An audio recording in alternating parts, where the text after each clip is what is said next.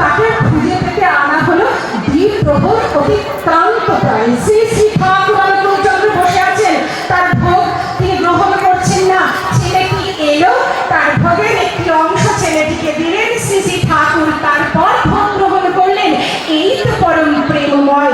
এমনতর দয়াল ঠাকুরের কাছে এসেছি আমরা, পেয়েছি তাকে গুরু রূপে।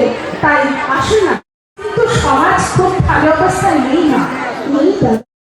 এই টপিকটা নিয়ে পরম উচ্চ সভাপতি বরদাদার কাছে যাওয়া হলো, তাকে বলা হলো তিনি খুব খুশি, যেটাকে ইউনিভার্সিটিতে চলে হচ্ছে, তিনি খুব খুশি হলেন। এবং বর্তমানে বেশ কয়েকজন তাদের নাম নির্দেশ করে দিলেন এবং তাদের সমস্ত ভারতবর্ষব্যাপী 4 জন স্পিকার তাদেরকে ডাকা হলো।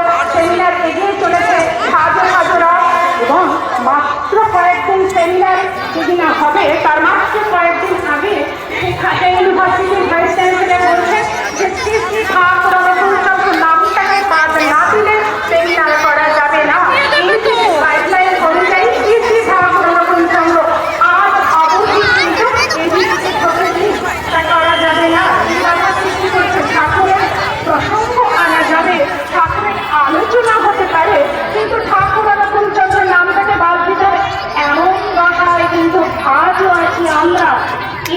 আমরা আগামী 2025 সাল পশ্চিমবঙ্গ উচ্চ শিক্ষা পর্ষদ আমাদের একটা বই আনছে, সমস্ত মানুষ আপনারা সবাই জানেন, এবং যদি কেউ না জানেন জেনে রাখুন। বইটির নাম হচ্ছে সায়েন্স অফ ওয়েলবিং, কি করে ভালো থাকা যায় তার বিজ্ঞান আমাদের ছোট ছোট ছেলে মেয়েগুলোকে শেখানোর বিজ্ঞান। কবে কখন আজ থেকে 100 বর্ষ আগে শ্রী শ্রী ঠাকুর অনুকূলচন্দ্র বললেন যে পুরুষে করবে বরণ, একটু আগে যেটা বললাম